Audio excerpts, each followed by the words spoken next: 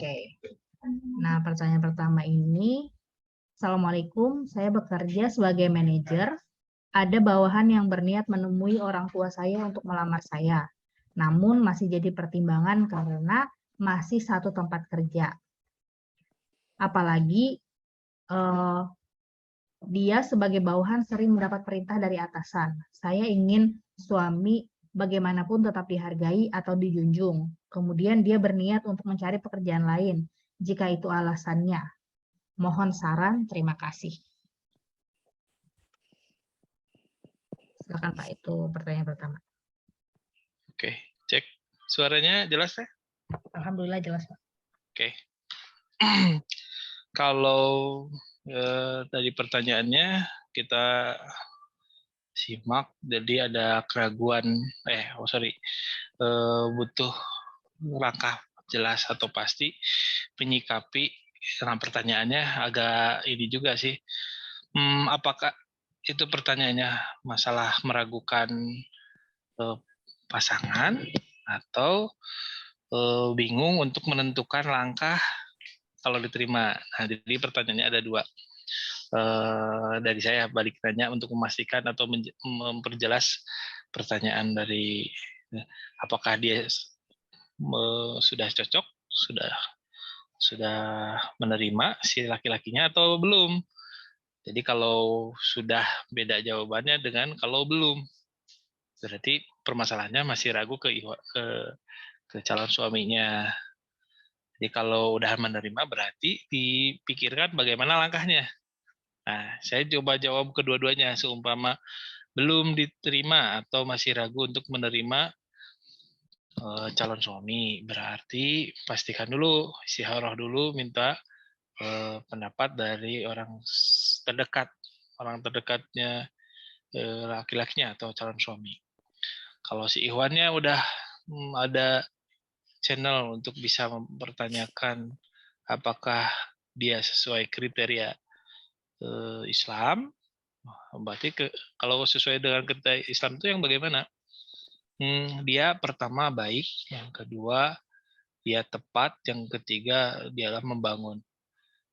Kalau dia nggak ketiga-tiganya, maka hadis yang berlaku, apakah dia hartanya atau manajemen keuangannya atau bisnisnya, adakah tidak? Nah, kalau kedua, bijamaliha yaitu inner beauty-nya, akhlak. Yang ketiga keturunannya, keturunan itu pandai mengkader enggak, pandai memimpin enggak gitu. Yang keempat adalah lidiniha, agamanya. Nah, kalau kriteria itu sudah masuk, bahkan yang tadi kriterianya dia sudah baik, tidak marah, dia dia tidak judi slot misalkan, dia tidak punya pinjol yang akan melilit dia. Yang tepat itu dia sekufu sesuai harapan. Harapannya pasti harapan Islam. Harapan Islam itu bukan duniawi, tapi udah mengarah ke ukhrawi. Contoh gini, dia kalau jadi imam, dia bisa nggak gitu? Imam untuk beribadah kepada Allah, memimpin istrinya, bahkan memimpin orang-orang yang bertakwa. Seperti contoh doanya, Robbana hablana min azwajina wa dzurriyyatina qurrata a'yun waj'alna lil muttaqina imama. Kalau semuanya udah di checklist, bahkan dia membangun itu ada kesepakatan. Jadi si Ahwat berpikir jangan mencari yang sempurna, nggak ada pasangan yang sempurna. Tapi ada kelemahan dan kita harus menerima kelemahan dan kekurangan sehingga kita berdiskusi dan saling melengkapi ke depannya ketika masing-masing punya kekurangan. Itu membangun. Orientasinya juga tidak duniawi, bukan hanya uang, uang, dan uang. Tapi bagaimana ini masa depan nanti setelah mati, kita menjamin nggak upayanya mendapatkan surga Allah. Nah gitu. Nah kalau itu udah bagus semuanya, maka terima. Maka langkahnya kalau sudah diterima kok dia, maka cari cara nih gitu. Kalau cari cara bagaimana nih jalan keluarnya kalau dia bawahan kita. Kalau udah oke mah, terus orientasinya sesuai dengan aturan Islam, maka nggak ada masalah dia bawahan atau atasan. Masalahnya nanti dia sering disuruh, bahkan saya atasannya, nanti disuruh sama saya. Nah, ini hubungannya gimana? Profesional kerjanya. Maka carilah kerjaan yang lain kalau sudah diterima. Kalau belum menerima keadaan apa adanya, ketika dia udah pindah kerja, belum tentu mendapatkan gaji lebih baik daripada yang sudah ada. Atau bisa jadi masih job seeker, masih nyari-nyari kerjaan. Nah, nerima nggak kita kondisinya dia begitu, terus kita dinikahi oleh dia, menikah sama dia bareng-bareng. Nah, kalau sudah oke mah, berarti kan apa-apa, berarti itu bukan jadi masalah. Nah, gitu. Kalau masih kebingungan, pertama jodohnya juga belum pasti, belum ada, kita juga belum sepenuhnya nerima. Yang kedua, kalau udah diterima berarti orientasinya bukan duniawi, sehingga kita nerima kelebihan dan kekurangannya. Mau bareng-bareng berjuang lah gitu. Nah, maka jawaban kedua-duanya saya coba tadi disimpulkan, kalau sudah belum pasti, pastikan kita nerima.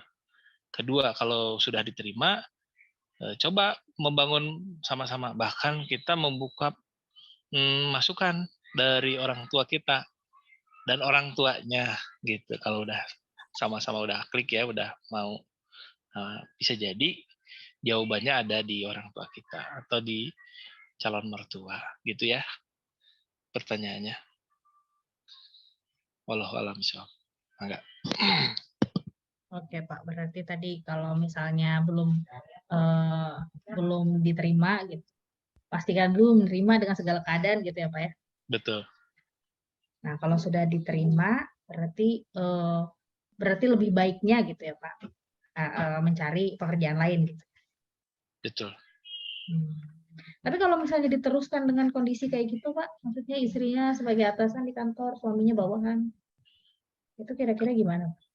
Sebetulnya itu hal yang biasa ya, maksudnya profesional aja kita sebagai atasan dan bawahan, karena yang disuruhnya bukan masalah pribadi, biasanya masalah perusahaan, berkaitan dengan perusahaan, bukan masalah setelah di sana dia harus menyiapkan minum, dia harus menyiapkan makanan, dia harus membersihkan tempat. Ya, maksud bawahan jadi kacung, bukan begitu, tapi bawahan yang ya nggak masalah ya kalau komando itu ada di seorang perempuan kalau dia sebagai atasan, karena atasan bertugasnya harus memberikan komando, tapi jangan sampai ketika sudah kerja kaku karena dia adalah imam di rumah sehingga nggak bisa nyuruh, nggak menjalankan tugas perusahaan dengan sebaik-baiknya. Nah, itu yang dikhawatirkan adalah gitu. Jadi kita nggak menzolimi suami, kita menjaga marwah atau kehormatan suami, tapi kita merugikan perusahaan. Sehingga beberapa tugas kerjaan perusahaan terbengkalai. Nah, itu juga dosa, jangan dikira itu nggak ada masalah. Gitu. Justru jadikan nilai nikah itu adalah nikah untuk niat untuk beribadah. Nggak membuat dosa. Jadi kalau ada kesalahan, karena kehilafan, bukan yang disengaja. Kalau tadi ya, nanti mah kalau kamu udah nikah sama saya, si suaminya nggak kontribusi maksimal ke perusahaan, itu juga salah. Ya udah nggak benar. Ya begitu Pak. Oke Pak. Oke, teman-teman ada yang mau ditanyakan mengenai tadi jawabannya? Mau menjelaskan? Ya Pak. Gitu. Barangkali ada yang mau mempertegas pertanyaannya. Oh iya. Sehingga jawabannya tepat. Saya khawatir tadi kedua jawaban itu masih belum tepat. Ya, mudah-mudahan menjawab ya Pak ya. Ya. Oke, kalau gitu kita ke pertanyaan selanjutnya ya. Saya mau tanya dong, tips bahagia dunia akhirat setelah menikah apa ya? Kalau tips bahagia itu sama mau yang udah nikah ataupun yang belum. Jadi karena kebahagiaan itu harus didapatkan oleh yang menikah ataupun yang belum. Kebahagiaan itu diawali, didasari, bahkan dilangkahkan dari menjalankan aturan Allah. Maka mendapatkanlah kebahagiaan. Contoh, misalnya begini, dulu keberangkatan niat nikah itu ibadah bukan? Kalau ibadah, dia pasti dapat kebahagiaan. Kalau dulu mengikuti hawa nafsu, maka dia hanya mendapatkan kepuasan. Dan seyogianya orang yang mengikuti hawa nafsu itu nggak akan pernah merasa puas.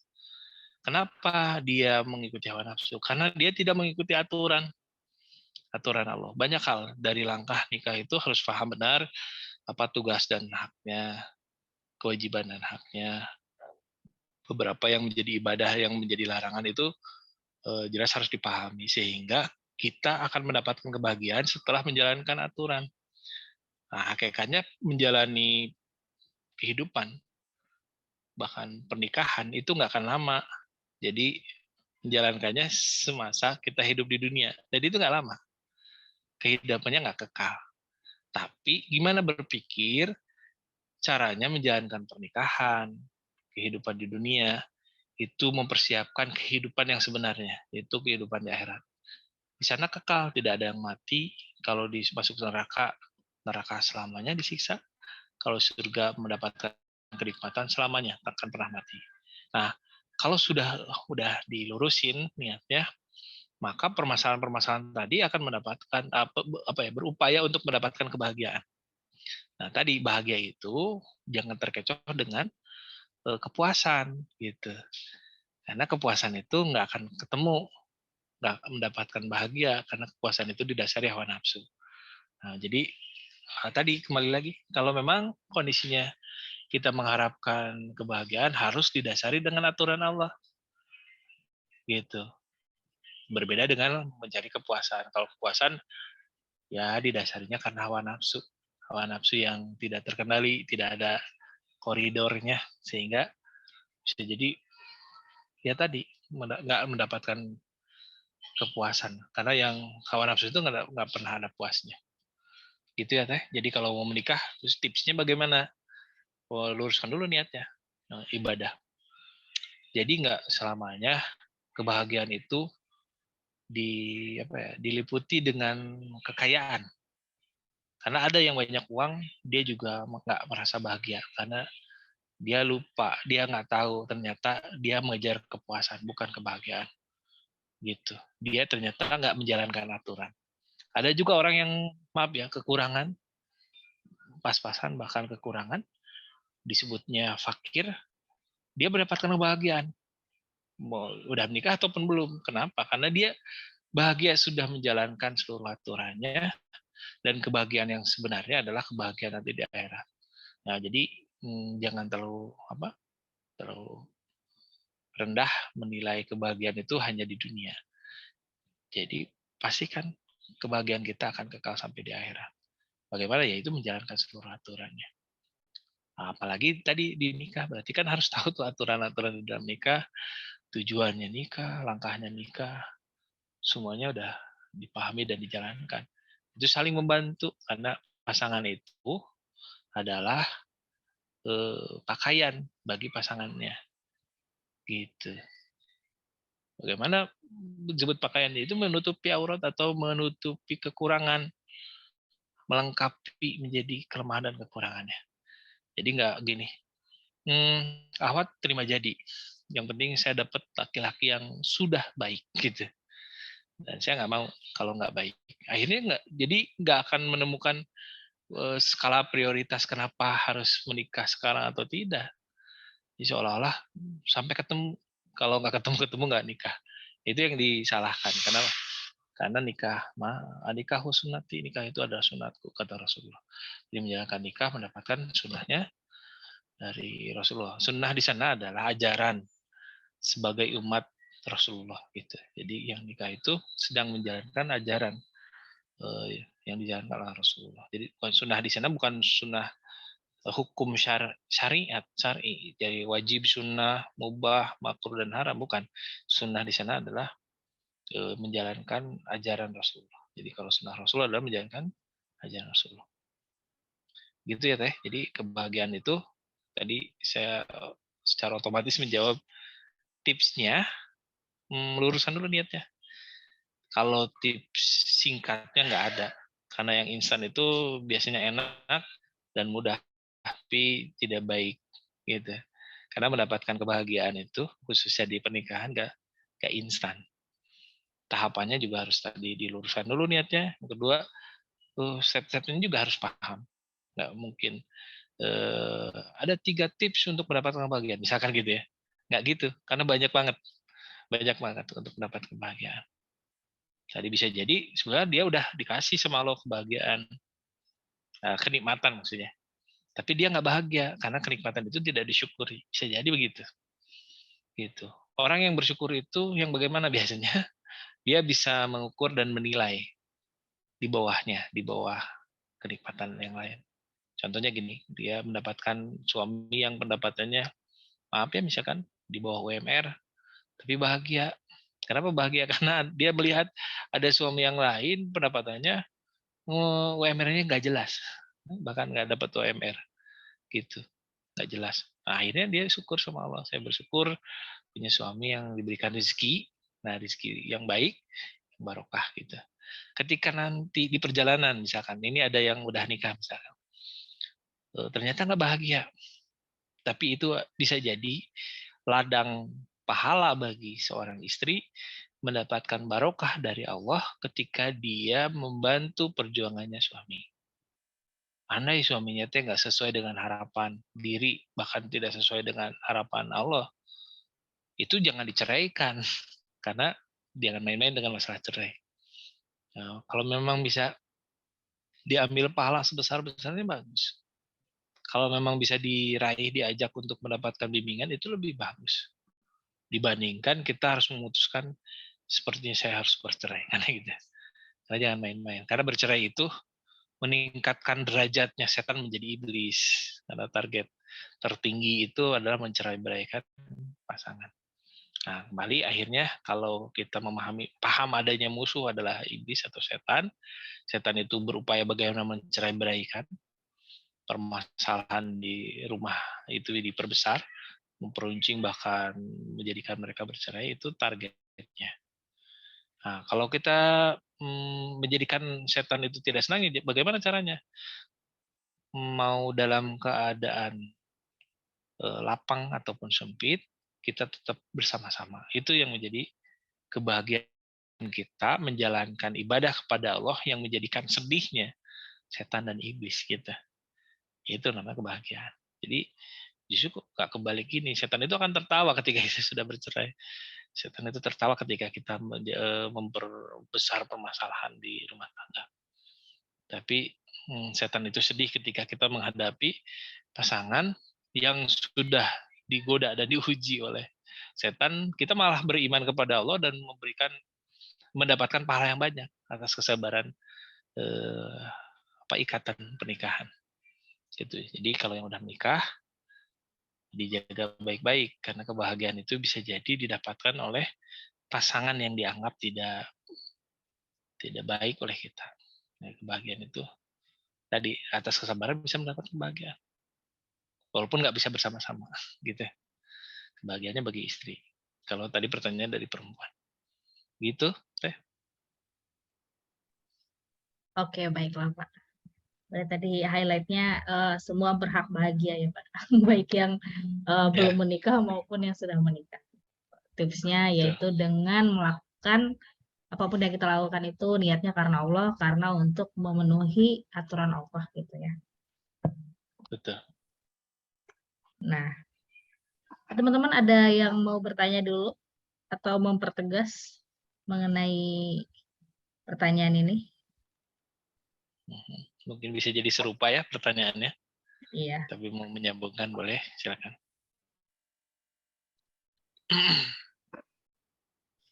Oke, baiklah kalau gitu kita lanjutin aja ke pertanyaan selanjutnya nih yang mungkin masih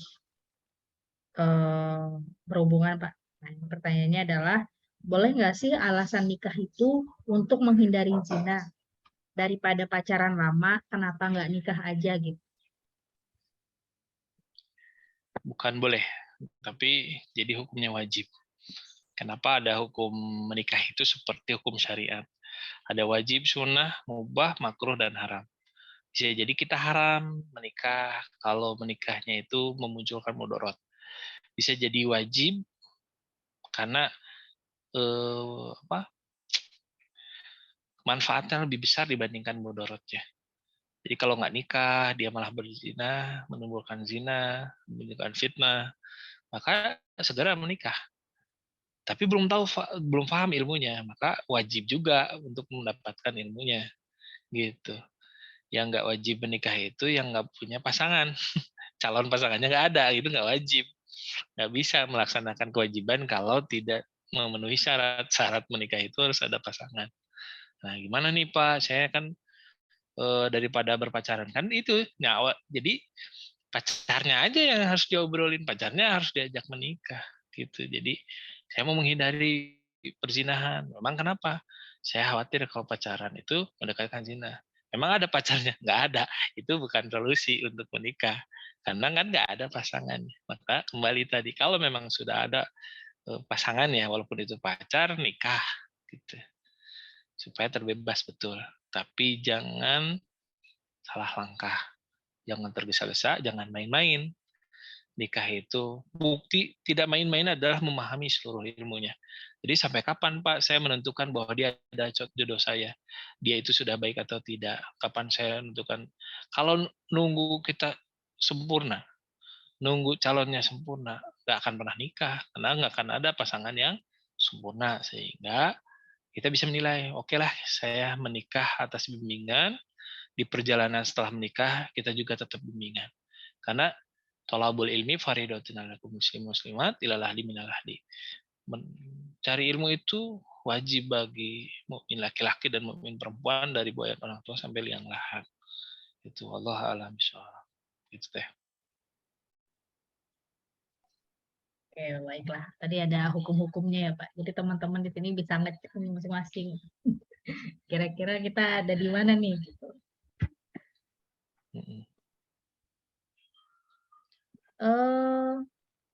Baiklah kalau gitu kita ke pertanyaan selanjutnya, Pak. Sebelum ada pertanyaan selanjutnya, Iya, Pak. saya mau kalau boleh ya, kalau boleh dengan pertanyaan yang terakhir, memang Iya. sudah ada calonnya, pastikan dia mau bimbingan dimanapun. Nah, kenapa? Karena itu adalah kesempatan bahagia bagi saya kalau teteh menikah dengan si akangnya gitu. Kenapa? Karena itu kesempatan pahala besar bagi saya yang membantu sampai pernikahan. Kenapa? Biasanya pernikahan itu sulit karena nggak paham, nggak tahu stepnya gitu, atau tidak menyederhanakan, mempersulit, udah di akal, udah sibuk, udah kabad namanya, kagak sulit untuk langkah. Makanya baik ya kalau bagus itu kalau dia dapat bimbingan. Kalau memang si laki-lakinya cocok untuk bimbingan dengan kita, dilanjut karena itu pertanyaan membahagiakan gitu bagi umat Islam kalau kalian nikah gitu. Tapi ya prosesnya juga boleh dispesialkan nanti gitu karena kondisi itu ya. Itu yang melanjutkan. Lanjut ke pertanyaan selanjutnya. Oke, baiklah. Jadi buat siapapun yang nanya gitu. Langsung segera ya. Segera eksekusi. Terus kemudian pertanyaan selanjutnya adalah, Afwan Ustadz, bagaimana pandangan Ustadz tentang nikah beda mazhab atau firqah? Kalau firqah itu yang nanti arahannya adalah firqah itu adalah pemecah belah. Kalau kalimatnya innamal mu'minuna ikhwana wala tafarraqu, orang beriman itu bersaudara. Maka jangan berpecah belah. Faroku itu dari firqah tadi, pemecah belah. Beda dengan mazhab, karena ada mazhab, ada manhaj namanya. Nah, kalau manhaj itu nggak boleh beda. Kalau manhaj berarti runutan ajarannya bukan dari Rasul. Kalau beda manhaj, gitu. Tahap apa ya? Runutannya di Rasulnya harus satu manhaj.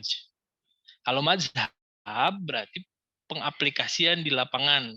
secara ubudiyah atau fikih. Kalau beda mazhab diperbolehkan. Bahkan kita belajar dari guru yang berbeda mazhab. Kalau di Indonesia yang paling masyhur adalah 4 mazhab, Syafi'i, Hambali, Maliki, dan yang lainnya ada mazhab di mazhab di fikih. Kalau di Qiraatul Quran itu ada sampai 13 mazhabnya.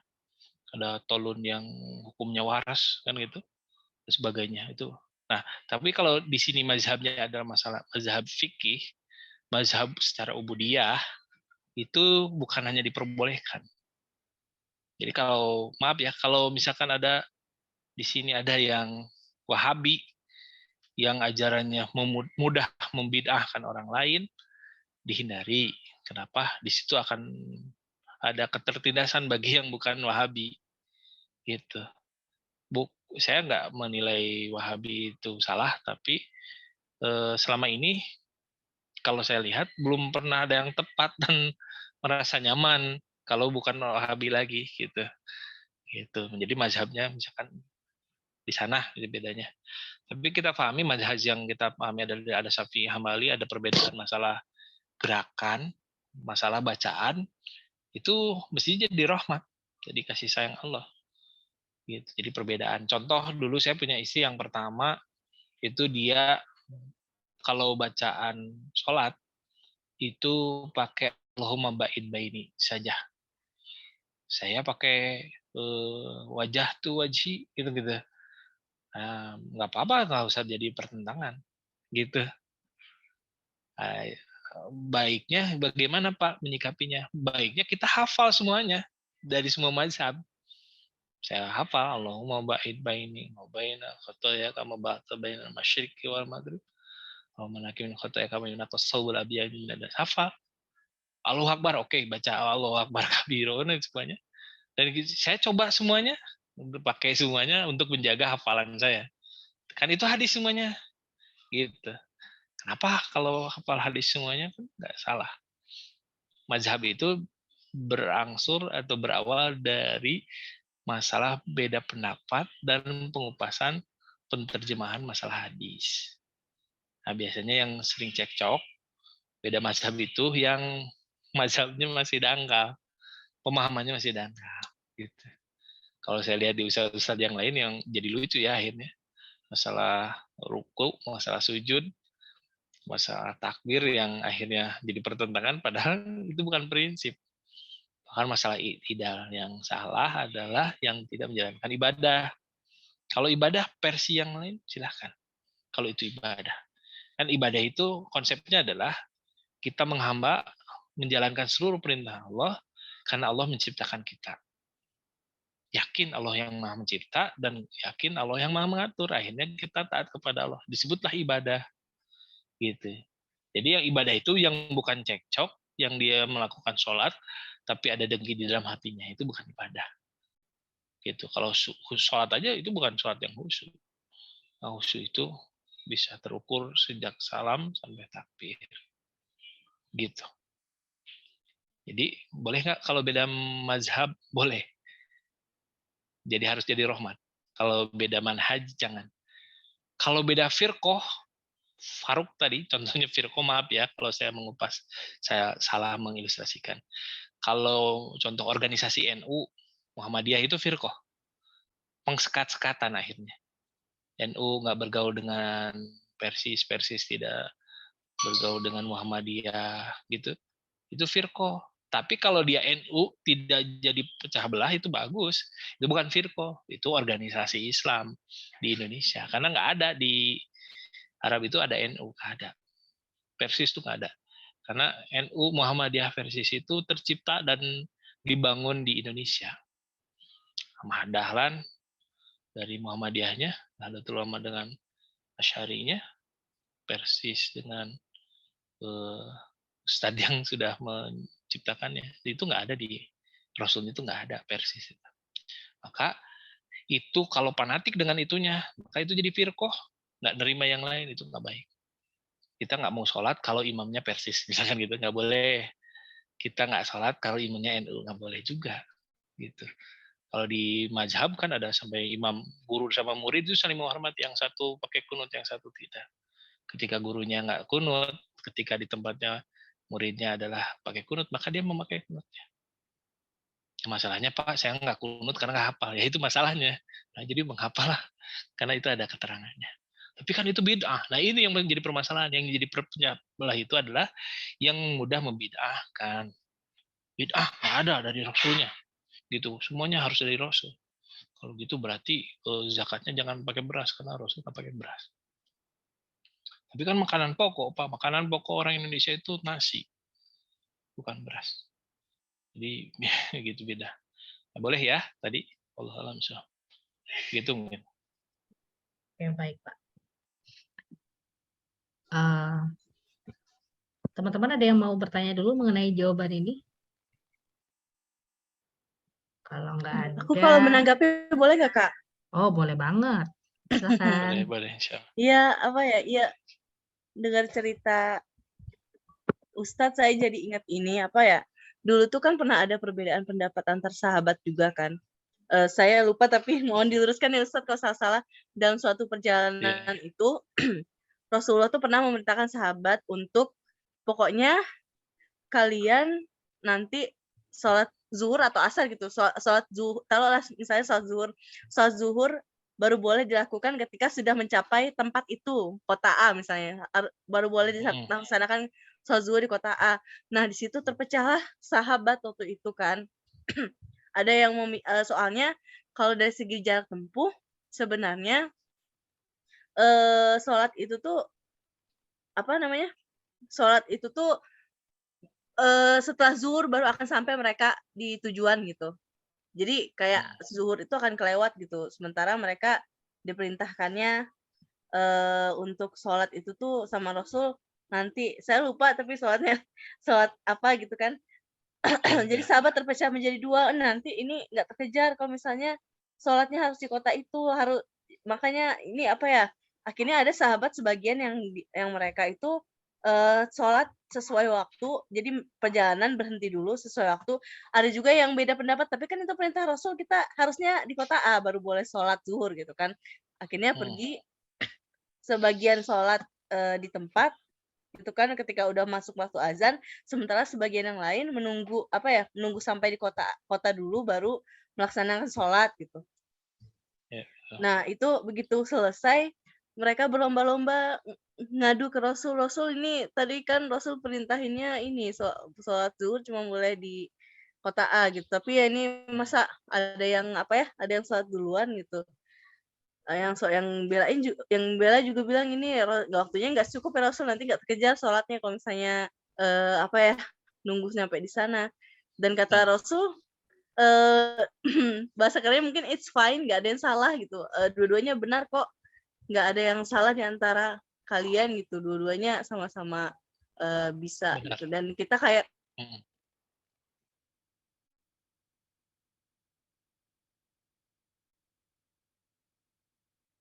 Halo? Halo? Wah. Halo Nadia? kepencet kayaknya. Iya, jadi kayak nggak ada yang salah sebenarnya di antara itu. Dan mungkin kayak sebenarnya pilihan kita aja. Misalnya kita ke ruang makan, ke suatu tempat makan, datang, kita beli bakso, teman kita beli mie ayam, gitu kan. Kita mesen bakso bukan lantas kita kayak, ih kamu pasti benci mie ayam kan, kamu jadi musuhnya si mie ayam ini. Kan nggak gitu, sebenarnya cuma beda selera aja gitu, bisa diterima dua-duanya gitu. Asalkan orangnya juga serupa kayak kita, misalnya nih bisa menerima perbedaan, kitanya juga gitu, harusnya nggak masalah gitu ya Ustaz. Itu aja sih. Betul. Oke. Jadi betul tadi ketika ada penjelasan begitu, seumpama yang sama penjelasannya, tapi dari para sahabat yang ada dua belah pihak sahabat tersebut merujuk kepada keterangan sebelumnya biasanya. Jadi nggak bisa menyimpulkan dengan pertimbangan, karena syariat itu nggak bisa dengan pertimbangan akal, logik gitu ya. Karena udah ada ketentuannya di sana. Cuman ketentuannya di sana ada opsi-opsi yang lain. opsi-opsi yang lain. Terkhusus sholat. Khusus sholat itu kenapa tidak boleh dipersulit. Apalagi bagi yang baru. Maka permudah supaya mereka tetap melaksanakan. Contoh, di perjalanan, nggak tahu kan kita ada najis atau tidak. Misalkan seorang laki-laki. Gimana nih takut kena najis. Sehingga nggak sholat. Itu yang jadi diharamkan oleh Allah. Sehingga jikalau mereka sampai nggak sholat. Boleh tuh pakai aja. Anggap saja suci. Gitu. Apalagi perempuan yang pakaiannya mengulurkan sampai ke bawah. Kan gitu. Katanya sapuan pertama najis, yang kedua itu jadi suci. Karena ada sesuatu yang bisa mensucikan, bahkan membersihkan kotoran najis-najis itu dengan tanah katanya. Kalau Rasulullah dulu ada sabun, kalau kita mandi janabat, mencuci tangan setelah mencuci kemaluan itu, dulu Rasulullah sampai melakukan itu. Kalau sekarang pakai sabun, berarti pakai sabun. Nah, berarti bisa jadi sesuatu yang di akal kita kayaknya logikanya begitu, ternyata itu tidak tepat. Jadi kalau tadi pasti betul tadi sahabat mempertimbangkan itu karena keterangan sebelumnya, gitu. Karena ada juga yang kayak gini contoh, maaf ya, Ali bin Abi Thalib itu orang yang dimaksum, terjaga, gitu. Jadi dimaksum itu kalau sudah meninggal, sampai meninggal, gitu sampai meninggal. Tapi bukan berarti Ali bin Abi Thalib nggak pernah salah dalam memberikan pendapat. Jadi dulu pernah sahabat nanyain ke Ali bin Abi Thalib, ya Ali gini, si ada seorang laki-laki yang meminang perempuan yang sedang hamil, yang suaminya udah meninggal gitu. Kata Ali, cari yang lama. Kalau masa idahnya itu 40 hari lebih 10 hari, 40 hari, ya 50 harian, berarti cari yang lama. Kalau memang dia hamilnya baru 1 bulan, berarti kan dia nunggu sampai lahir dan masa idah gitu. Itu atau meninggalnya belum 40 hari, jangan dulu nikahin. Itu kayak bener ya. Dan Ali seolah-olah yang maksum itu nggak pernah salah. Nah akhirnya mulai dengan Rasulullah, kata Rasulullah enggak. Yang benar, bahkan sahabat yang lain memberikan keterangan. Dulu Rasulullah menyampaikan, jikalau engkau suka, jadi kasus yang sama dimunculkan. Jikalau si perempuan itu menerima dan suka gitu, maka nikahlah gitu. Walaupun belum masa idah kematian suaminya gitu. Jadi kejarlah masa idah yang 40 hari tadi. Kalau walaupun hamilnya baru 1 bulan. Ternyata pendapat Ali itu bisa jadi salah gitu. Tapi akan dibenarkan ketika memberikan pendapatnya itu dari keterangan sebelumnya atau kasus sebelumnya gitu. Ya, khusus masalah sholat mah banyak banget ya jawabannya. Jadi kalau saya pergi sama guru saya ketika di pesantren, waktu bulan puasa dalam perjalanan saya nahan lapar kan karena puasa. Kata guru saya, kenapa kamu masih puasa? Kan perjalanan ke Jawa itu jauh, bisa 11 jam. Enggak, saya mau ngejaga aja gitu kan gitu. Dia buka, makan dia gitu. Maaf ya, saya enggak puasa. Karena saya mau mengkodok. Karena ada keterangannya, maka digantikan dengan di hari yang lain. Tapi di lain waktu, ketika waktu sholat, dia berhenti. Ayo sholat. Kata dia, nanti aja. Kan nanti juga akan ketemu. Sedangkan 11 jam itu nggak mungkin tuh bisa diselesaikan. Maka berlakulah hukum sholat. Wajib, kalau nggak kosor, maka dilakukan hari itu juga. Atau nggak dikosor ya mau ditarik ke akhir atau ke depan, dijamak namanya gitu. Jadi kalau tadi ada 2 versi, boleh dijamak atau tidak. Tergantung, kalau kita naik bis bareng-bareng orang lain terus kita minta berhenti dulu, itu malah jadi kacau nanti perjalanannya. Tapi kalau mobilnya mobil pribadi, kita berhenti dulu, sah-sah saja, boleh gitu misalkan. Maka pendapatnya sesuai dengan keterangan. Atau boleh nggak kalau saya di kendaraan karena berjam-jam kalau ke Sumatera misalkan hampir seharian karena mudik di hari Lebaran, maka sholatnya di kendaraan. Nah itu juga dicontohkan oleh Rasulullah ketika sholat di kendaraan, gitu ya. Terima kasih atas masukan tadi, tambahan dari Teh siapa ya? Teh Nidia ya tadi ya? Nadia. Teh Nadia. Kenapa? Mana ya Nadianya? Oh ada. Iya, silakan lanjutnya. Oke, baiklah. Berarti tadi itu ya, boleh tentunya. Karena beda mazhab itu bukan berarti jadi terpisah gitu ya Pak ya. Iya, betul. Oke, kalau gitu kita masuk ke pertanyaan selanjutnya. Nah, ini pertanyaannya nih Pak. Bagaimana cara ikhtiarnya wanita dalam mencari pasangan? Hmm, Terus Oke. ada lanjutannya Pak. Dan Oke. kalau ketika ada laki-laki yang disukai, nah itu seperti apa? Jadi ya bagaimana ikhtiarnya ketika tidak ada yang ditargetkan gitu, ataupun ketika ada yang disukai. Target. Gitu, Pak. Oke. Kalau ada yang disukai harus berani menyampaikan. Walaupun perempuan boleh pertama meminang. Kayak Khadijah meminang Rasulullah. Itu tidak diharamkan. Boleh. Kalau malu berarti kan harus lewat kayak sahabatnya terdekat, bisa jadi gurunya, bisa jadi murobinya, bisa jadi orang tuanya yang melamarkan kepada seorang laki-laki. Tapi derajatnya jadi jelek, terus marwahnya hilang, kehormatannya enggak.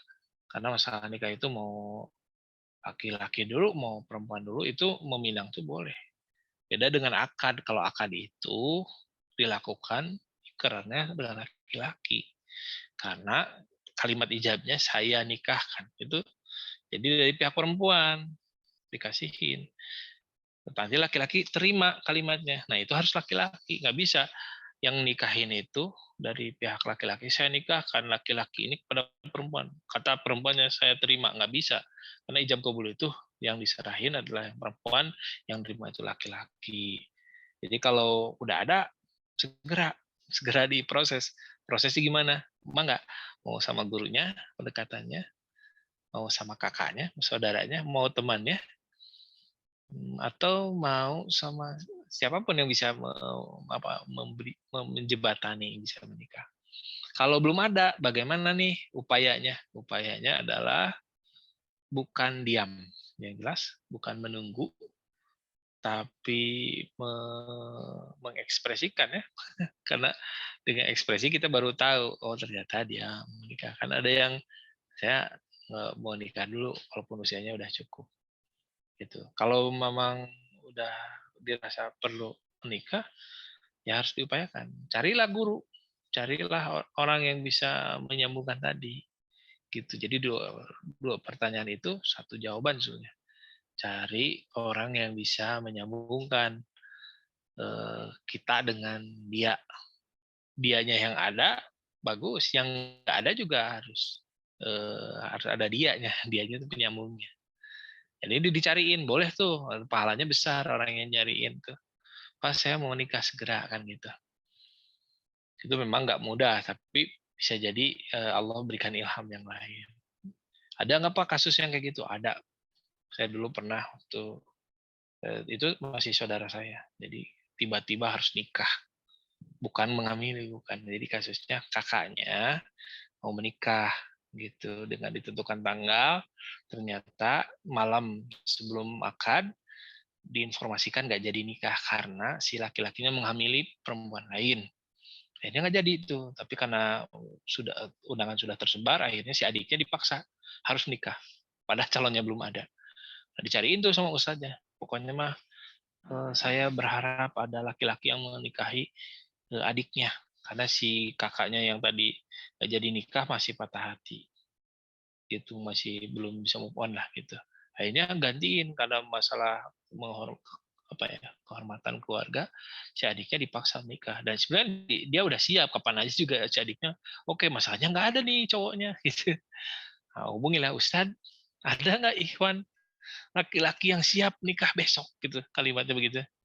Saya bilang nggak nggak semudah itu, tapi saya upayakan. Carilah gitu ada ikhwan lagi leha-lehe gitu, leha-leha untuk menghadapi pernikahan, dia tuh nikah. Tapi saya belum siap. Enggak, siap atau enggaknya bukan masalah harta.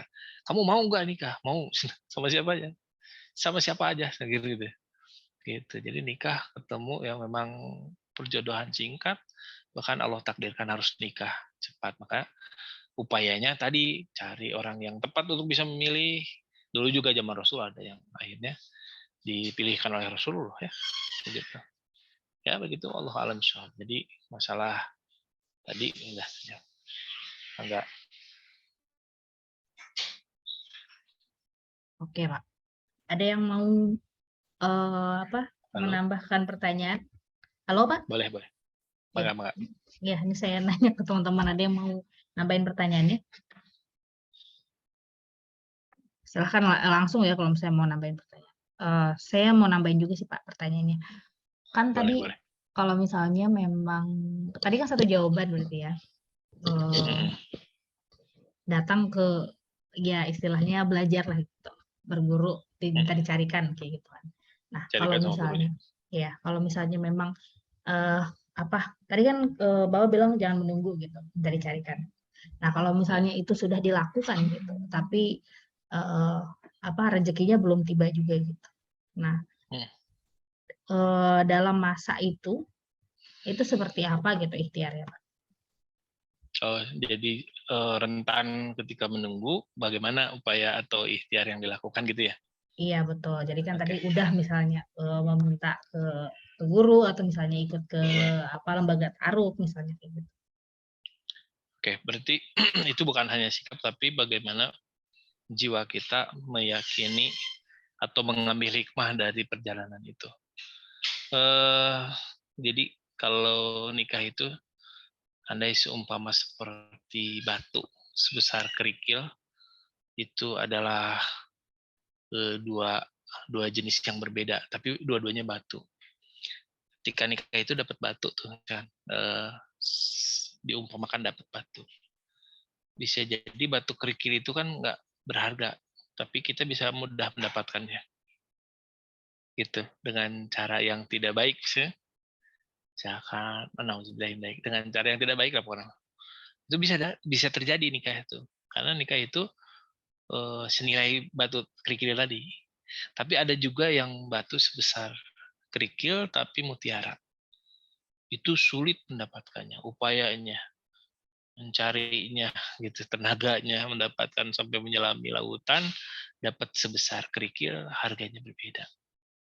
Nah, kalau kita bisa mengambil hikmahnya, bisa jadi Allah memberikan jodoh kita adalah jodoh yang terbaik. Karena kita berdoa sama Allah, ya Allah berikanlah jodoh yang terbaik. Kata Allah, dia nggak jodohnya, maka bukan hari ini kamu nikah sama dia. Nah, kata Allah, nanti sedang disiapkan sampai jadi kualitasnya seperti mutiara gitu. Dan kita harus bersabar tadi ke Allahnya, upaya maksimal memahami ilmunya, berdoanya juga maksimal. Karena janji Allah ya, doa sajibakum, berdoalah kamu maka aku kabulkan. Pahami kalau di proses mau menikah, pengen nikah, melangkah untuk nikah, berdoa itu wajib. Walaupun belum jelas siapa orangnya. Nah, berdoa, ya Allah, berdoa dan sebagainya. Contohnya begini, Rabbana hablana min azwajina wa dzurriyyatina qurrata a'yun waj'alna. Kalau karuniakanlah kepada kami pasangan gitu dan menjadikan keturunan yang indah dipandang mata, jadikanlah dia sebagai pemimpin orang-orang yang bertakwa. Itu doa. Kita nggak tahu yang laki-laki mana pasangannya, calon imamnya yang mana, nggak jelas. Tapi Allah sedang siapkan pastinya. Kata Allah, berdoalah kamu, berdoalah kamu, maka aku kabulkan. Nah, tapi kita juga harus paham, kalau kabulkan itu ada 3 kriteria. Kalau di ilmu ekonomi mungkin ada cash, ada kredit, ada deposit. Ada cash itu langsung ketika minta langsung dikasih. Ada kredit beberapa saat baru dilunasi atau dipenuhi, atau deposit ketika kita doa di dunia baru diijabahnya nanti di akhirat. Nah, bisa jadi begitu. Nah, berarti apa yang harus dilakukan oleh kita? Tetap ikhtiar. Ikhtiarnya adalah, langkahnya adalah berdoa, ambil hikmah sebesar-besarnya sehingga menilai kepada Allah, qadarullah ma nasyafa. Takdir dari Allah pasti yang terbaik. Mau sekarang, mau nanti. Itu pasti yang terbaik. Dengan upaya tadi, kita juga menjaga diri, berdoa sama Allah, terus tadi mengambil hikmah yang banyak sehingga menjadi apa ya, komunikasi dengan Allahnya positif gitu. Jangan seuzon sama Allah. Allah tuh nggak sayang kayaknya sama kita gitu. Insya Allah sayang. Allah menentukan yang terbaik gitu. Karena Allah tahu kalau kamu menikah cepet-cepet sama si ini, dianya nggak baik. Atau kamunya yang jadi menjadikan keluarga itu masuk neraka. Karena kamunya ketemu sama orang yang lemah, kan? Yang nggak tegas. Kan ada yang gitu ya. Si laki-laki yang nggak tegas. Mungkin laki-laki yang masih kemayu. Gitu ya. Jadi kembali tadi ambil hikmahnya. Sebelum mengambil hikmah, tadi langkahkan untuk memperbaiki diri, berdoa kepada Allah dengan maksimal, ambil hikmah yang sebesar-besar. Oke, begitu teh. Oke, Pak. Jadi tadi maksimalkan dengan perbaikan diri dan doa gitu, Pak. Ambil hikmah sebanyak-banyaknya dan juga jadikan apa ya, momen untuk memperbaiki hubungan sama Allah lagi gitu, biar menjaga hubungan yang positif. Ya, betul. Baiklah. Kalau begitu kita lanjut ke pertanyaan yang ada di chat box. Ini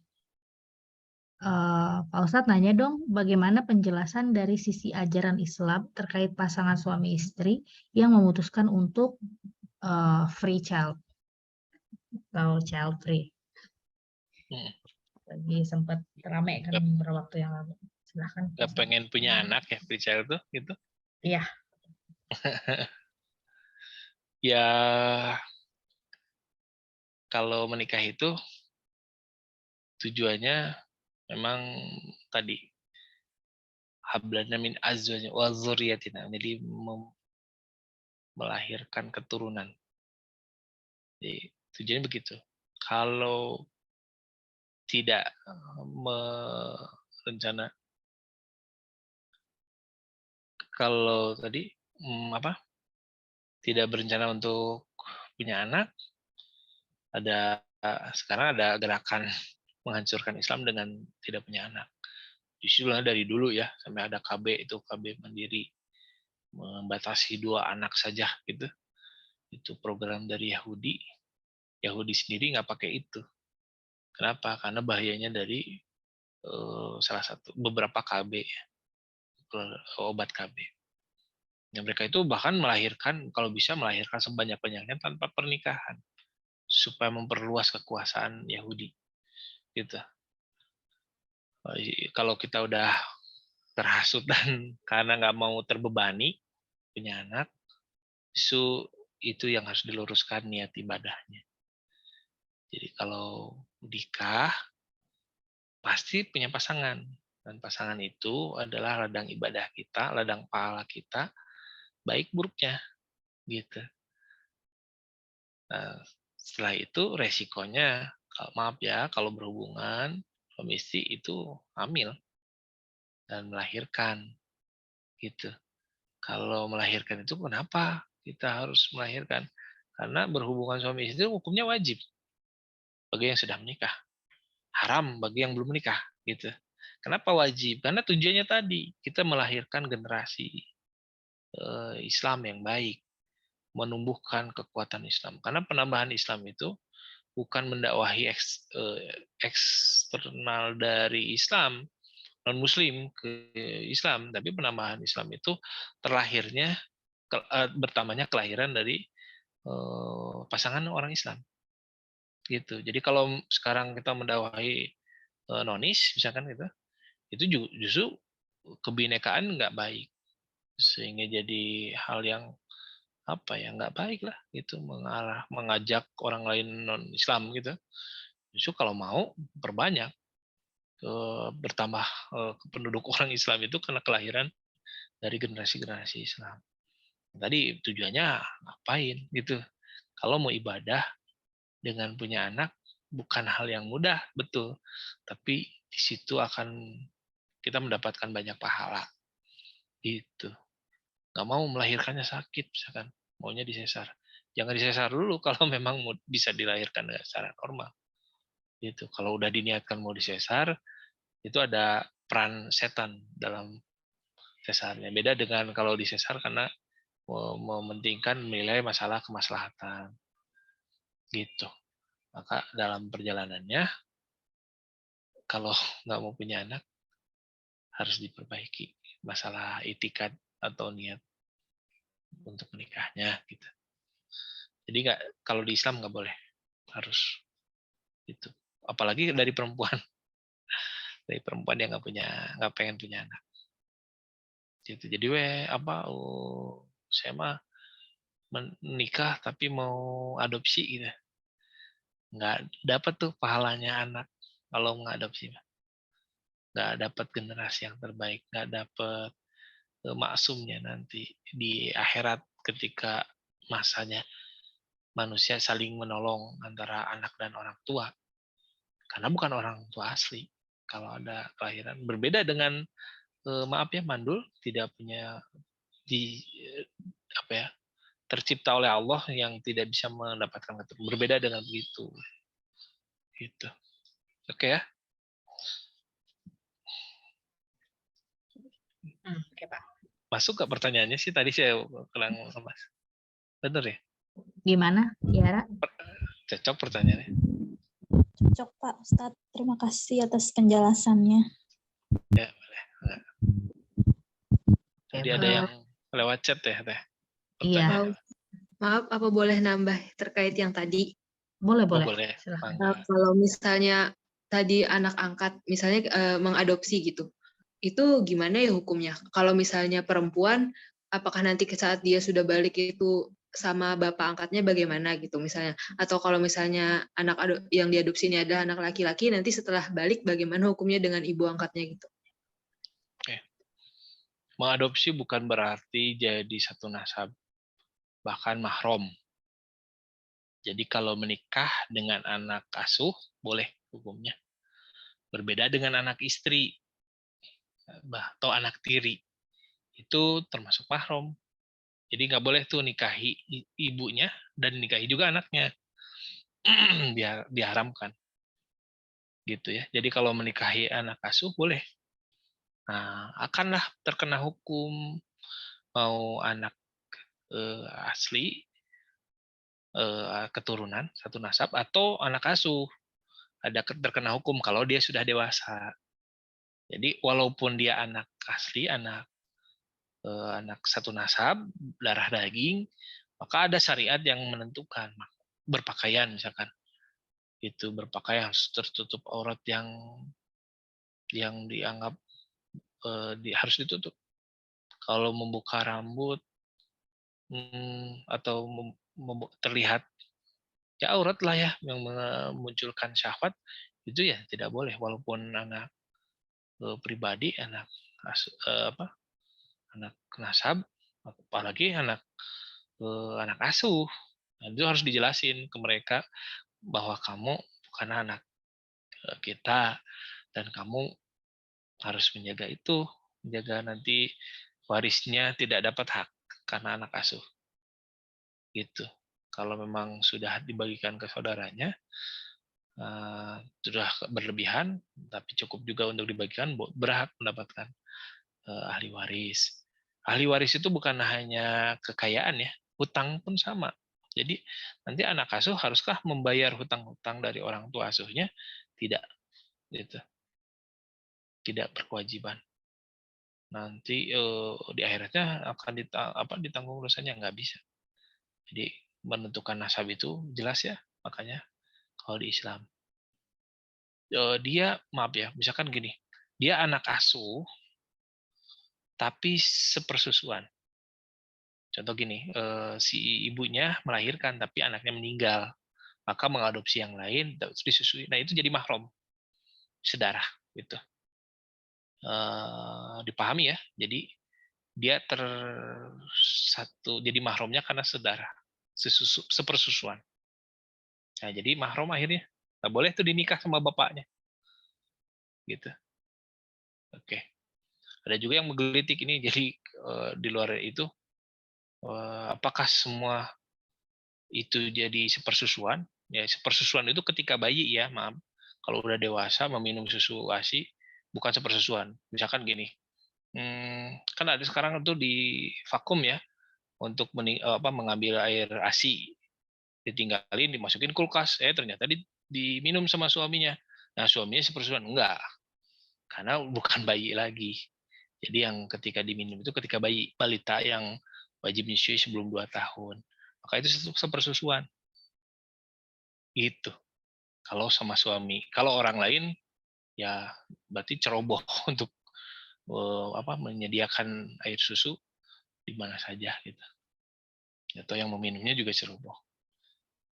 Jadi nyambung ke situ ya, persusuan. Nah, kembali tadi ya ke pertanyaan Teteh. Jadi begitu Teh sementara jawabannya. Baik, Pak Ustadz, terima kasih. Ya, Ada lagi yang mau menambahkan? Kalau nggak ada, kita lanjut ke pertanyaan selanjutnya ya.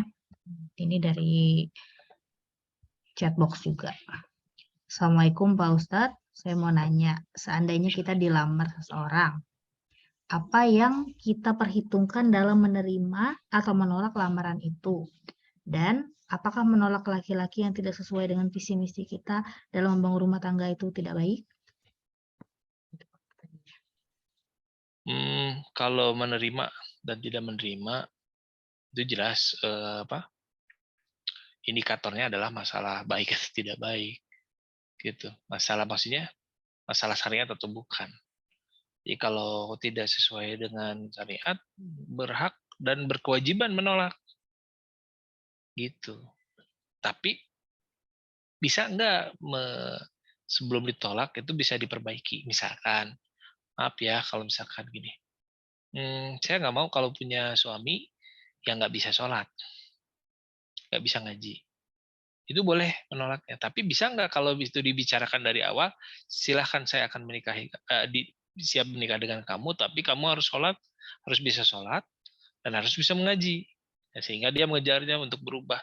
Lillahi ta'ala karena Allah berubahnya, maka itu lebih baik dibandingkan kita mudah untuk memutuskan tidak menikahi dia karena terima jadi gitu, nggak mau proses gitu. Jadi kalau mau berproses dianya, kita juga sabar untuk menunggu sampai dia proses ada perubahan, itu lebih baik karena kita akan mendapatkan pahala. Nah, barulah dinikahi kalau dia sudah baik gitu. Tapi misalkan gini, dia belum baik, baiknya sisi apa? Belum baik itu karena belum bisa baca Al-Quran atau belum sholat, gitu. Karena itu bisa proses nanti sudah nikah. Tapi saya takut terkecewakan dan tertipu. Maka saya nggak mau, kalau udah bagus boleh. Boleh begitu boleh. Tapi kalau bisa tadi menerima kekurangan, karena tadi menikah itu carilah yang bisa membangun sama-sama bareng-bareng gitu. Gitu. Jadi kalau tadi nggak baik secara syariat udah langsung ditolak.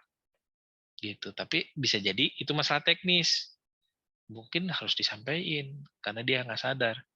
Atau dia kalau kebalikan kalau dia merasa bangga dengan kesalahan dan ketidakbaikan, itu wajib ditolak. Tapi kalau dia bisa jadi dia nggak tahu standarnya, bisa jadi dia nggak paham bahwa keinginan itu persyaratannya baik gitu ya. Jadi boleh nggak boleh kalau benar-benar itu masalah prinsip dan dia nggak mau berubah. Kalau dia mau berubah, berikan kesempatan, itu lebih baik. Tapi saya nggak seneng Pak sama orangnya. Udah kalau nggak seneng jangan dipaksain. Nanti kita jadi repot. Tuh kan kalau ada kesalahan gini, karena kita nggak cocok dan kamu menerima kekurangannya, tuh kan dari dulu juga saya nggak senang sama kamu. Gitu. Nah, udah nikah baru ada percekcokan dan sampai dia menghasilkan perceraian. Dengan dari awal pastiin dulu kalau memang nggak bisa baik ya udah diputuskan nggak diterima. Berhak kok gitu. Oke. Oke, gimana? Yang nanya udah cukup jelas atau ada pertanyaan lanjutan? Ya, cukup jelas. Oke. Oke, alhamdulillah kalau gitu kita ke pertanyaan selanjutnya masih dari chatbox juga. Izin bertanya Pak Rudi, dalam pernikahan kadang ada juga yang bercerai. Bagaimana batasan sabar atau dibolehkannya kata bercerai? Kadang ada pasangan yang ketika menikah justru kasar dan tidak sesuai dengan tujuan awal. Terima kasih. Oke. Sikap kasar itu ada sikap kasar, ada karakter kasar.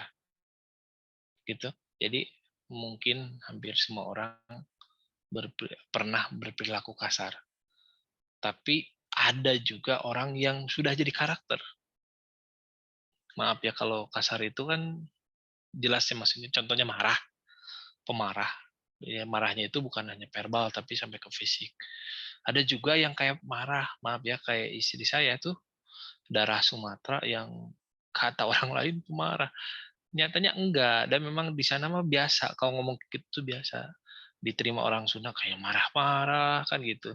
Itu juga bukan marah dan bukan kasar. Karena udah apa ya, udah kulturnya di sana begitu gitu.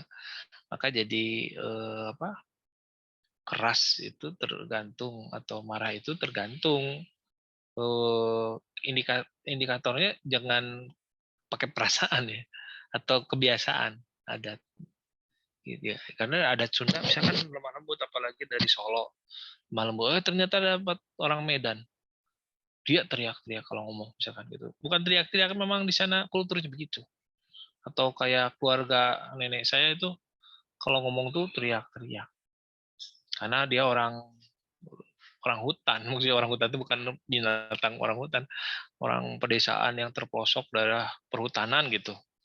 Lalu teriak dari tetangga tuh jauh, gimana nih kan gitu, teriak-teriak. Itu bukan kasar atau bukan itu juga, karena kultur tadi. Nah, kembali tadi kepada kita, poinnya tadi apa sih teh? Poin pentingnya pertanyaan tadi teh, kalau boleh diulang tadi. Saya ulang aja pertanyaannya, Kak. Boleh. Bagaimana batasan sabar atau diperbolehkannya kata bercerai? Oh, bercerai, oke. Iya.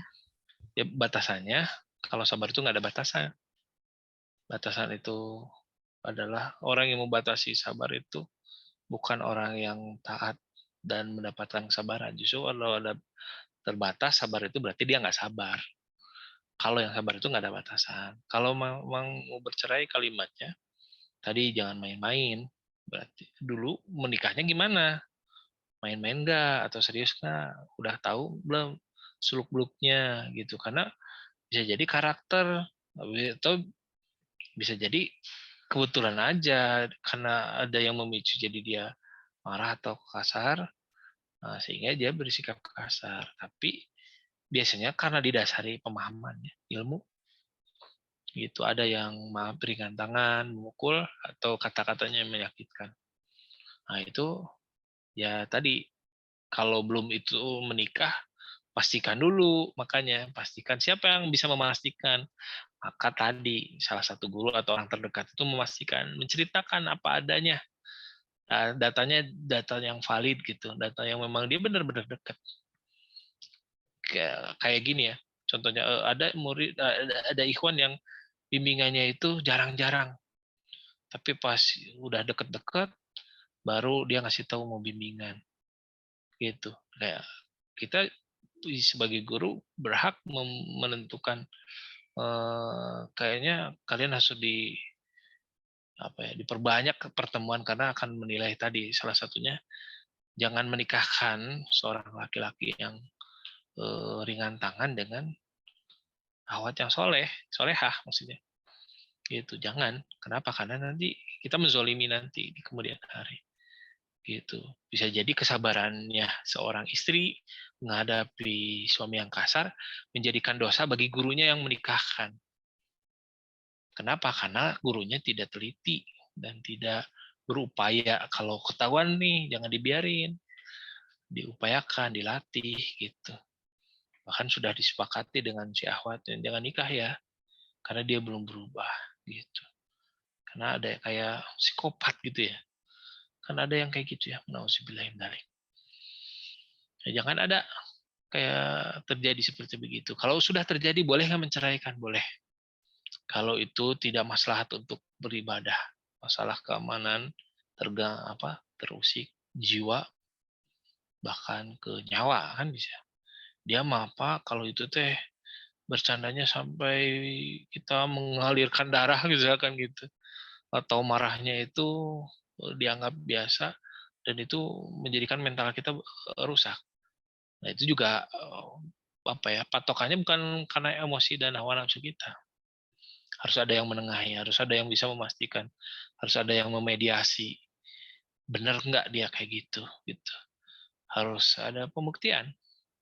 Bisa jadi itu akal-akalan perempuannya yang karena mulai bermain perasaan dengan yang lain sehingga mencari kekurangan dan kesalahan dari laki-laki. Diawali dari kenyamanan. Saya lebih nyaman dengan si itu sehingga saya harus bercerai. Jadi carilah kekurangan. Sampai kalau ada sikap yang cuma digitu aja diperbesar-besar gitu misalnya. Sehingga akhirnya jadi dalih bahwa alibi saya berhak untuk menceraikan. Juga kalau yang menceraikan ya tadi sebelum bercerai harus ada yang memediasi dulu, pastiin. Jangan ke orang tua ya. Kalau ke orang tua itu pasti berpihak kepada anaknya. Gitu. Kalau mau mencari masukan kepada yang paham tentang ilmunya. Bisa jadi orang tua juga nggak paham ilmunya. Bisa jadi kalau kita ngomong ke mertua, mertuanya juga memang udah kesel dari dulu, ya udah kamu cerai aja. Dengan mudahnya dia menentukan cerai karena proses cerai itu benar-benar sudah tidak bisa diperbaiki. Sudah akan mengganggu dan mengorbankan nyawa bahkan mental. Gitu. Jadi bukan pertimbangan hawa nafsu. Dibalut dengan hukum Islam. Seolah-olah itu boleh gitu. Sebetulnya mah kalau bercerai hadisnya adalah halal. Tapi Allah tidak ridho. Ngapain kita ibadah di dunia kalau Allah nggak ridho gitu. Tapi karena tadi faktor-faktor batasannya, kalau sisi kesabaran nggak ada batasnya. Tapi kalau sisi kemaslahatan itu ada kriterianya, ada indikasinya, ada ya barometernya kalau ini boleh cerai atau tidak. Nah, makanya harus detail, nggak bisa. Tapi dianya kasarnya apakah karakter psikopat atau memang ada momen-momen tertentu dia marah dan kasar bahkan pakai fisik gitu. Sebetulnya nggak boleh, tapi kan bisa jadi dia kalapnya sering pak dia mah gitu. Tapi udah belum ada yang memperbaiki gitu, langsung nggak boleh menjudge menghakimi seseorang pada upayanya belum ada. Begitu paling teh ya untuk masalah cerai. Kalau dimanapun ustadz yang ditanya, kalau masalah cerai pasti mengarahkan tidak bercerai. Gitu. Karena itu upaya maksimalnya. Jadi saya berpikir atau saya berharap dengan ketidaknyamanan itu menjadikan ladang pahala yang besar bagi pasangan. Jadi saya cerita begini bukan hanya kepada seorang istri, tapi kepada seorang suami pun sama. Itu mempertahankan bahtera rumah tangga itu lebih baik, lebih besar pahalanya dibandingkan kita hanya mengorbankan hawa nafsu, menjalankan hawa nafsu saya. Gitu penyesalannya nanti, apalagi udah punya anak, misalkan gitu dan sebagainya. Ya, begitu paling deh. Oke, baik Pak. Gimana yang bertanya, yang punya pertanyaan? Yang udah barusan bertanya memang udah punya suami. Halo, Pak Sahan? Halo, Teh.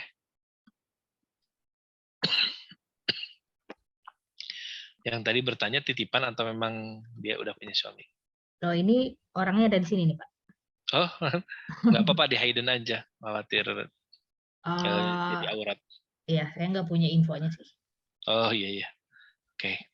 Berarti kalau itu anggap saja titipan. Tapi kalau memang itu benar dialaminya, bagi yang kondisinya begitu, butuh ngobrol. Butuh ada yang mendengarkan. gitu, supaya tadi bisa jadi jiwanya terganggu gara-gara kita membiarkan. Karena ini masalah perceraian itu tidak cukup dengan kajian, tapi butuh penanganan khusus. Gitu paling ya informasinya. Enggak, lanjut. Oke, Pak. Ya, mudah-mudahan yang bertanya ini ya, Pak, dapatkan gambaran lah paling tidak. Gitu. Kalau solusi sih kayaknya nggak bisa ya, Pak, tadi. Nggak bisa langsung apalagi di kajian pendek kayak gini. Betul, nggak bisa diputuskan. Nanti terlalu dini untuk memutuskan. Oke. Ini kita bacain pertanyaan terakhir.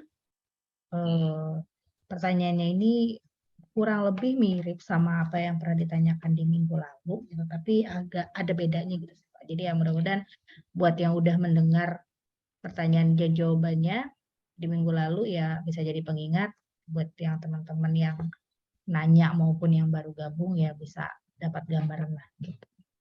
Pertanyaannya, saya minder dan takut untuk menikah karena melihat pengalaman keluarga saya yang sering bertengkar dan tidak harmonis sejak dari kecil hingga sekarang, walaupun tidak sampai perceraian. Hal ini dikarenakan salah satu dari orang tua saya memiliki kondisi mental yang tidak stabil atau tidak terlalu sehat.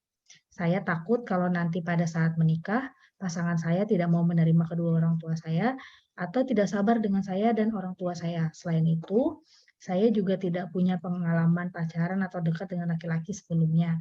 Sedangkan umur saya sudah semakin berumur. Saya takut kalau saya tidak bisa menikah. Apakah ada saran atau nasihat yang baik untuk saya? Pak Ustadz, terima kasih.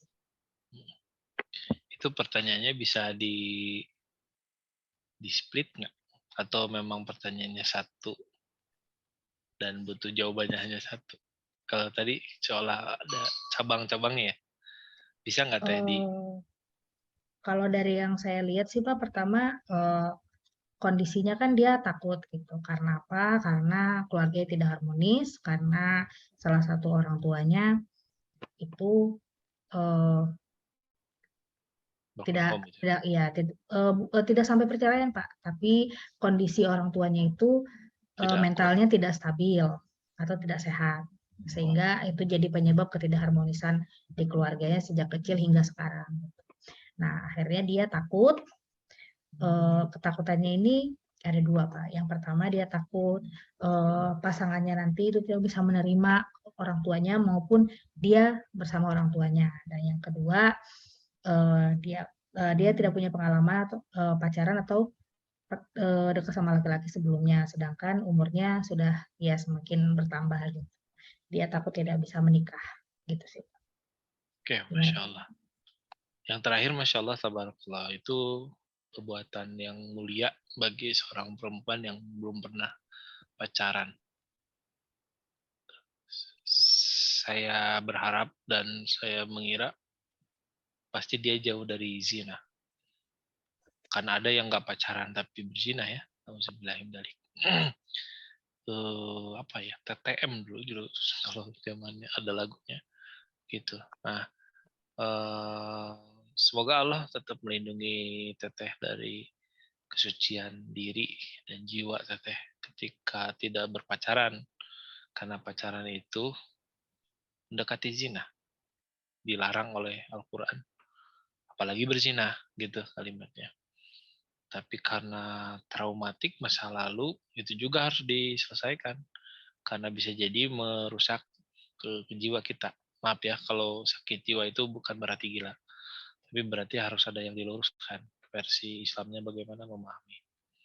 Jadi kalau tadi ada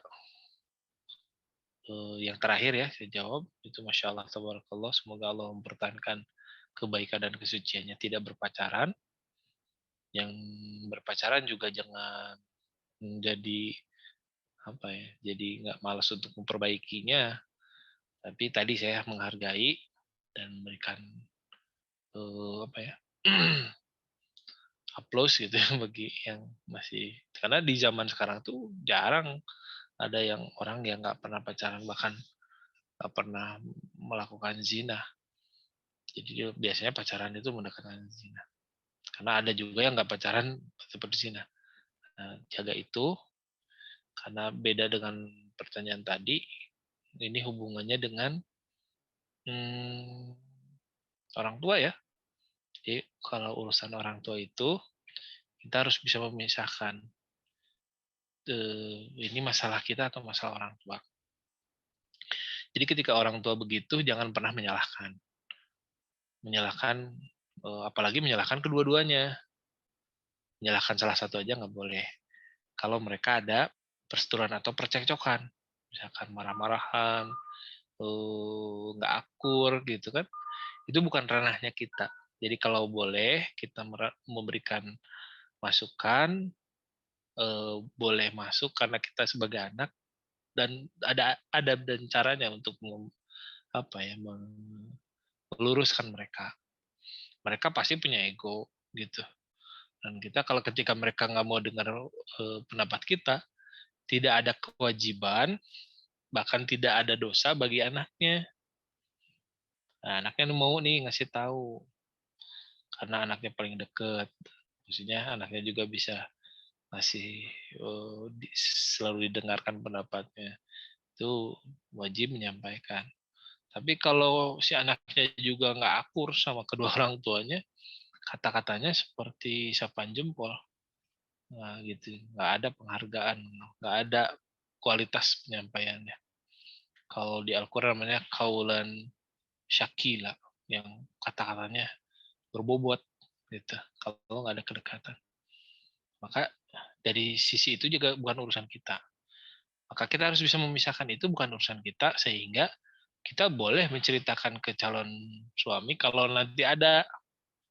Gak usah takut dulu, karena kan belum ada laki-lakinya. Kalau ada, harus diceritain apa adanya gitu. Karena itu hal yang menjadi catatan data bagi mereka, tapi bukan yang harus dipermasalahkan. Ada yang menerima begitu. Jadi orang tua saya itu bercerai, kawin nikah itu berkali-kali. Terus kamu mau nggak nikah? Kan bukan urusannya, dan nikahnya bukan ke orang tuanya. Itu bukan urusan kita. Ya kadang akhirnya dia menerima, saya terima apapun yang terjadi dan kamu harus hidup bersama saya, kata laki-lakinya, dan kamu harus memperbaiki keadaannya. Mungkin nggak Allah menurunkan orang seperti begitu, bukan hal yang mustahil bagi Allah. Kalau kita berdoa sama Allah, berupaya maksimal kepada perjalanannya, gitu Allah siapin. Gitu. Kalau takut gitu, itu yang harus harus diobati. Karena rasa takut di sana menghalangi ibadah kepada Allah lewat pernikahan. Ya, jadi jangan menyalahkan takdir yang sudah terjadi. Terima itu takdir dari Allah. Allah menjadikan orang tua begitu, tercipta, sudah terjadi, itu pasti yang terbaik. Ada pahala dan ilmu yang harus kita ambil. Kalau ada percekcokan, berarti harus harus ambil pelajarannya. Kita mah nggak boleh gitu. Jadi harus mengalah salah satunya. Jangan saling ego. Biasanya begitu, karena biasanya perempuan yang ngungkit-ngungkit kesalahan. Sebentar, saya jeda dulu sebentar.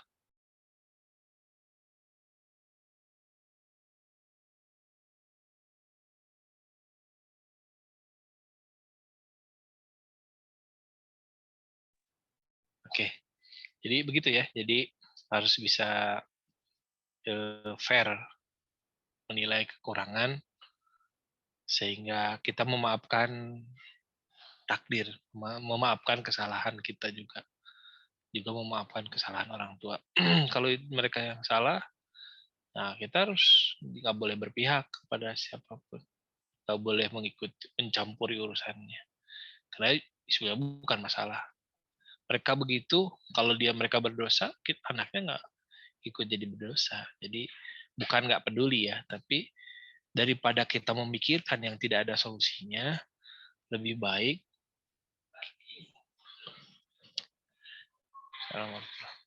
Lebih baik kitanya yang tadi jadi perbaikan bagi kita, ilmunya, ambil pelajarannya, ambil hikmahnya. Itu nanti juga harus dibicarain tuh sama calon suami. Keluarga kita begini, kamu gimana? Menerima nggak menerima? Kalau udah nerima, sok sepakat ya. Nanti kalau kita nanti ke depannya tidak seperti begitu. Kita pelajari apa yang menjadikan pemicunya. Kita pelajari titik mana yang menjadi miskomunikasi. Bisa jadi misorientasi kan. Yang khawatir adalah disorientasi keluar dari haram. Jadi upayanya juga dipelajari. Syukuri kalau bagi sekitar kita ada yang begitu, karena ada pelajaran yang besar yang harus kita ambil. Bukan syukuri percekcokannya ya, tapi syukuri Allah menghadirkan kejadian itu di hadapan kita yang kita harus ambil hikmah yang sebesar-besarnya, pahala yang sebesar-besarnya, ilmu yang sebesar-besarnya dari kejadian gitu. Bisa jadi kita nggak tahu caranya kalau kita di kemudian hari kalau ada terjadi seperti begitu. Kan udah mengantisipasi, tahu kalau begini efeknya jadi begitu buruknya gitu, sehingga nggak pakai cara kayak orang tua, karena orang tua kita gagal dengan cara begitu. Ya begitu. Ya contoh banyak ya contohnya. Ya ambil hikmahnya, ambil pahala dari perjalanan. Kan mereka yang ngelakuin, tapi kita mendapatkan pahalanya tadi. Pahalanya kita mendapatkan ilmu, kalau itu jelek jangan dilakukan. Terus kita juga meneliti step apa ini, kok jadi bisa begitu. Mungkin dari awalnya orientasinya juga berbeda. Udah salah, udah disorientasi. Gitu ya. Jadi pertama memaafkan, yang kedua tadi Masya Allah, Subhanallah, yang kedua tidak pacaran. Kalau segera harus menikah, bukan masalah usia sih, bukan hanya usia saja harus menikah itu, karena kondisi ya tadi. Masa kalau kita mau beribadah,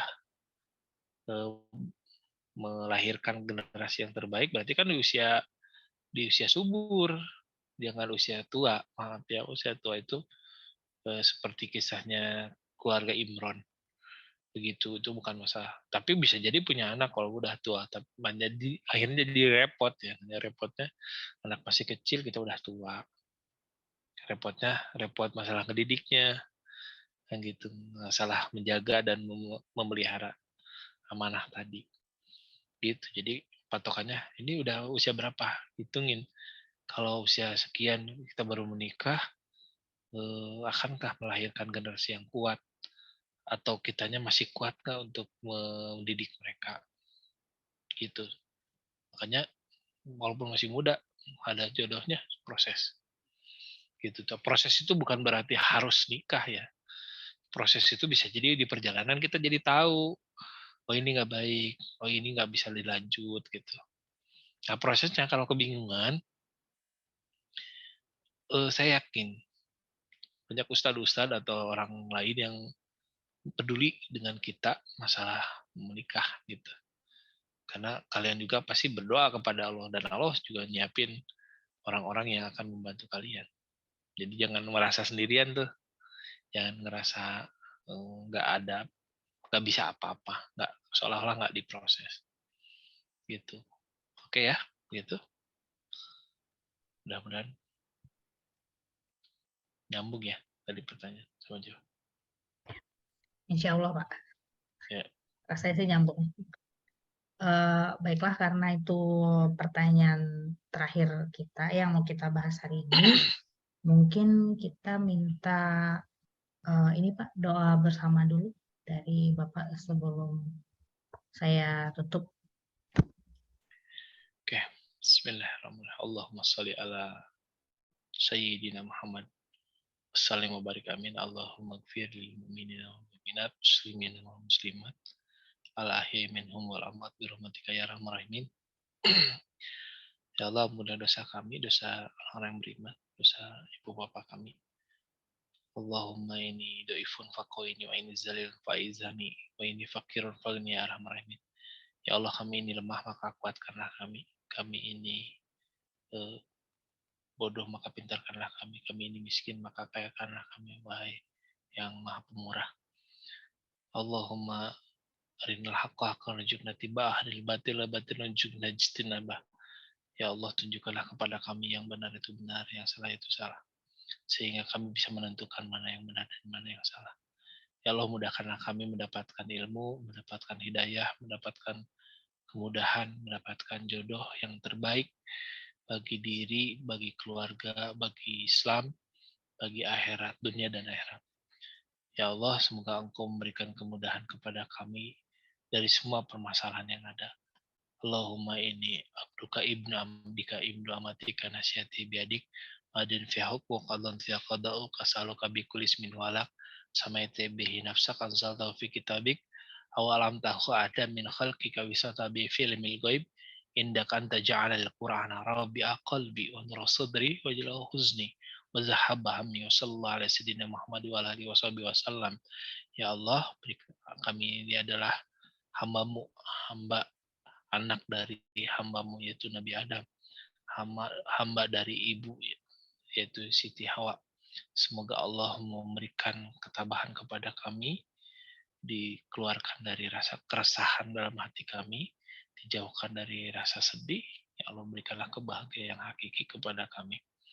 Allahumma nawir bil kitabi basyari wasrah bi sadri wastamil bihi badani watlik bihi lisani wa qalbi azmi biawlika wa quwatik fa innahu la hawla wa la quwata illa bik ya arhamar rahimin. Rabbana hab lana min azwajina wa dzurriyyatina qurrata a'yun waj'alna lil muttaqina imama. Rabbi ij'alni muqimas sholati wa min dzurriyyati Rabbana taqabbal du'a. Ya Allah, jadikanlah kami dan seluruh keturunan kami adalah ahli yang mendirikan sholat. Maka kabulkanlah doa kami.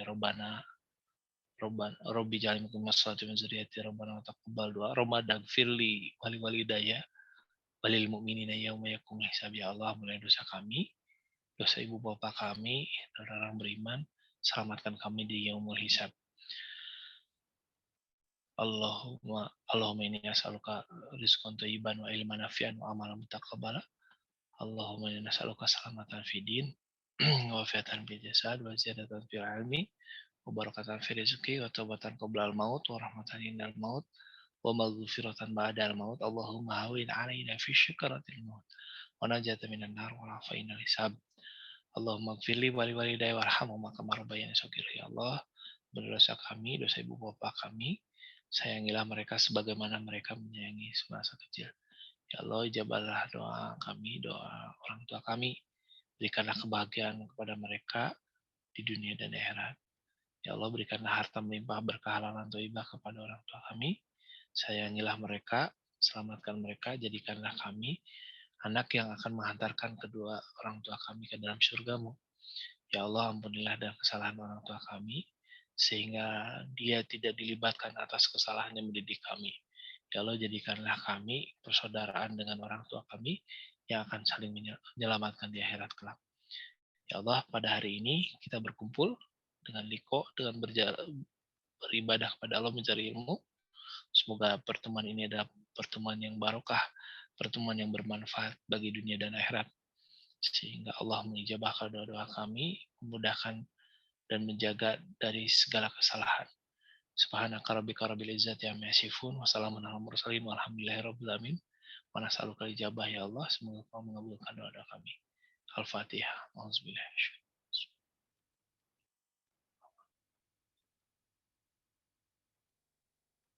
Akhirul kalam. Wassalamualaikum warahmatullahi wabarakatuh. Waalaikumsalam warahmatullahi wabarakatuh. Alhamdulillahirabbil alamin.